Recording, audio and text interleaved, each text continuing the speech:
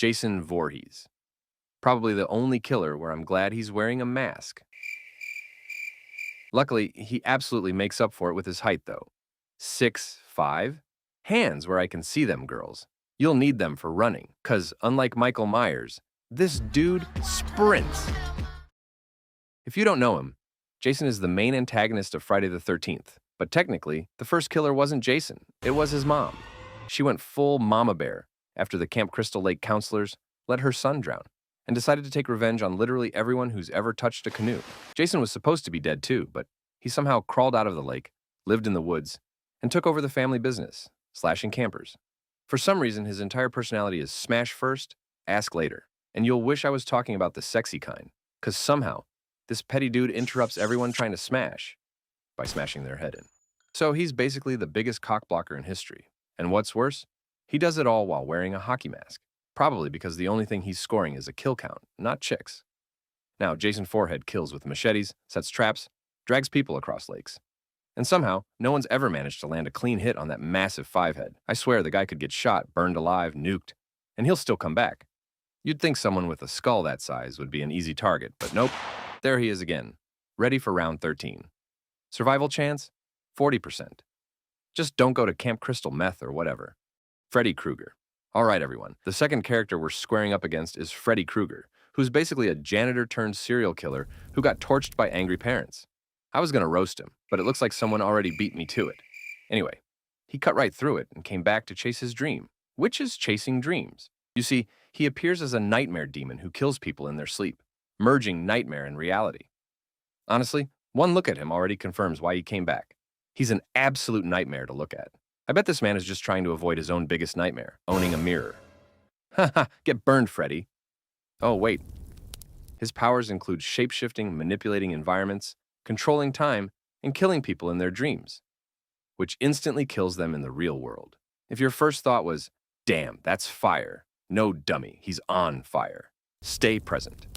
And what really baffles me is that this dude actually thinks he's the man of your dreams. Out here spitting the dumbest bars like, 1, 2, Freddy's coming for you. First of all, talking about yourself in third person is weird as hell, but so is looking like a pepperoni pizza.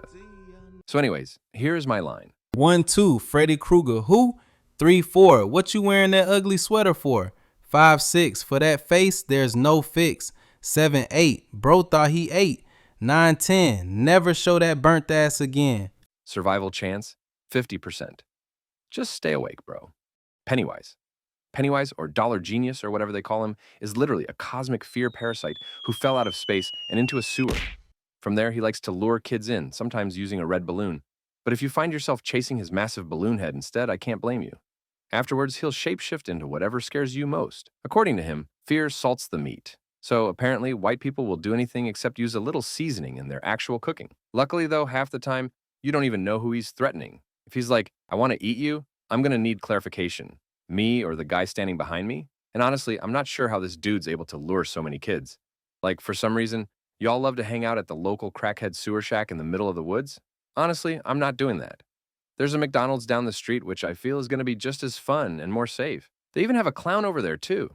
But if you ever run into Nichols Mart, it's super easy to survive. Just stand there and say, "You don't scare me," and he'll literally disappear. This is the same dude who got beaten up by a group of kids who call themselves the Losers Club. So yeah, just drop him at a girl's sorority house, and he won't stand a chance. Survival chance? 60%. 100% if you subscribe right now. Otherwise, you'll float too. Ghostface. All right, next up is a killer who somehow made a whole franchise out of tripping over furniture. If that doesn't ring a bell, Ghostface is basically a rotating cast of idiots in the same costume. Every movie, someone new throws on the mask, grabs a knife, and acts like they're the main character. So, we're dealing with a horror villain who's basically a community project. Guess they were all screaming for attention, huh? He's known to stalk his victims over the phone, loves to ask dumb movie trivia before attacking, and uses a voiceover to sound scary. Probably because "What are you watching, Cindy?" doesn't exactly send chills down anyone's spine. Now, Ghostface doesn't have powers, super strength, or even basic coordination. This guy is literally stupid as hell. He's constantly falling downstairs, slipping on blood, or getting hit by household objects. Hell, he'll probably even trip over a banana if you let him. My best bet is to throw a bottle, a bookshelf, or even your grandma. Anything will slow this dude down. And if you have enough stamina to run for at least 30 seconds, you're probably fine. And yet, somehow, he keeps coming back. He's been shot, stabbed, tased, and unmasked more times than Scooby-Doo villains, and people still act surprised when he pops up again.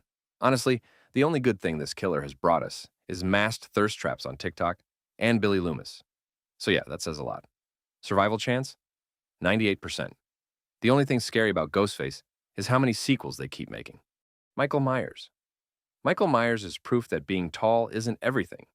Because this guy has absolutely no personality or speech for that matter. He basically went non-verbal mode and ran with it. And I swear, that's the only time you'll see him running. He's the face of the Halloween franchise and the blueprint for every slasher villain that came after. His tragic backstory is that one Halloween night, 6-year-old Michael walked upstairs, put on a clown mask, and stabbed his sister 17 times for absolutely no reason other than vibes. He obviously ended up in a loony institution, escaped 15 years later, and decided to dedicate his life to speed walking and homicide. What's crazy, though, is that this dude has absolutely no skills other than being unkillable. That's it. No speed, no persona, maybe some stamina. But immortality? Hell yeah! He's been stabbed, shot, burned, beaten, blown up, and thrown off buildings and still comes crawling back. Honestly, he's the kind of guy who could fall into a wood chipper, get stung by a swarm of bees, have a piano dropped on his head, and still walk it off like it was a mild inconvenience. But let's be real. Half the fear comes from that scary Halloween soundtrack. Luckily, I can fix that.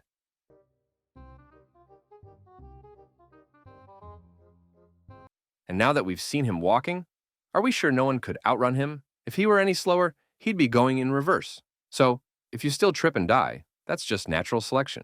Survival chance? 20% if you ask me. Just walk slightly faster in the other direction. Chucky.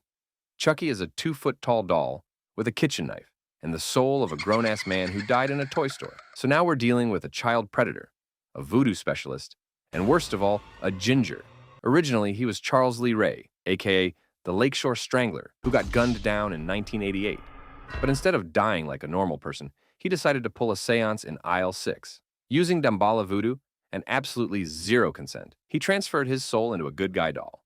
Now he's out there stealing other souls. Maybe because he doesn't have one. But mind you, he's only 29 inches tall, which might sound impressive in some departments. But in this one, it would mean he's got absolutely no shit on you. His Barbie ass literally has to ask you to pass him the knife before he kills you, because clearly he can't reach that high. But despite his obvious limitations, Chucky's racked up a higher kill count than most horror icons, by stabbing, exploding, even electrocuting. And yet, no one ever thinks to kick him across the room? That's where the real horror comes in. No one ever just punts this dude. We're talking about a literal toy. And somehow, cops, priests, and teenagers are all like, oh no, how will we stop him? Chucky literally yells before attacking. You can hear him coming. He shuffles like he's wearing 2 left shoes and still manages to sneak up on people. Survival chance? 99%. A literal child can beat this doll. Samara. Hello? You're gonna die in 7 days. And here I thought I was getting a booty call. Anyways, if you're as confused as I am, allow me to explain. Once upon a time, there was this weird little girl who killed like 30 horses, which probably pissed off the PETA gods so bad that her mom said, all right, that's enough, and yeeted her straight into a well. She stayed down there for 7 days, died, and then came back as the world's most annoying telemarketer. So guess she didn't age well. Apparently, she's now spending her afterlife hunting down anyone unlucky enough to watch her cursed VHS tape. The moment you hit play, she'll call you, give you 7 days to live, and then crawl out of your TV looking like she came straight out of Pennywise's sewer. Upon seeing her, you'll literally die of terror, which, let's be honest, doesn't surprise me. I bet this girl's seen more dead people than shampoo, and if she doesn't kill you with her hands, that privy breath probably will. One sniff and I'll be like, but honestly, I'm just surprised no one's tried to beat her ass or at least pull her hair. It's too easy. This girl's a literal child. She's not scary. She's just long overdue for a haircut. If you ask me, just put your TV on a balcony and wait for 7 days. Good luck crawling in the air, dumbass. Survival chance, 70%. Just say you're not interested and hang up the phone. Leatherface. Ah, yes. Leatherface, the man who invented face swap before Snapchat filters were even a thing. If that doesn't sound familiar, he's the big guy from the Texas Chainsaw Massacre, a dude who turned family dinner into a full-time job. He lives out in rural Texas with his equally unhinged family, where they hunt, butcher, and eat anyone dumb enough to wander onto their property. If you ask me, none of this would have happened if people just stayed in their goddamn house. You see a farmhouse full of bones hanging from the ceiling? Maybe turn around.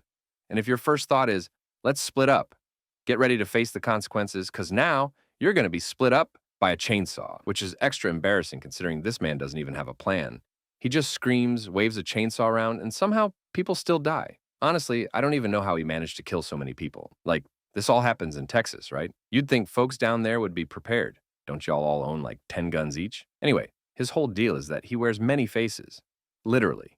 He cuts off people's faces and wears them like wigs. Sort of. Guess he's just never been comfortable in his own skin. And yet, he's managed to survive every reboot, remake, and sequel. So, yeehaw, I guess? Survival chance? 55%. But if you hear a chainsaw rev up behind you, well, let's face it, you're screwed. And that's it. Horror movie characters that are too easy to survive. If any of them are still haunting you after this, tell them to subscribe before they catch these hands.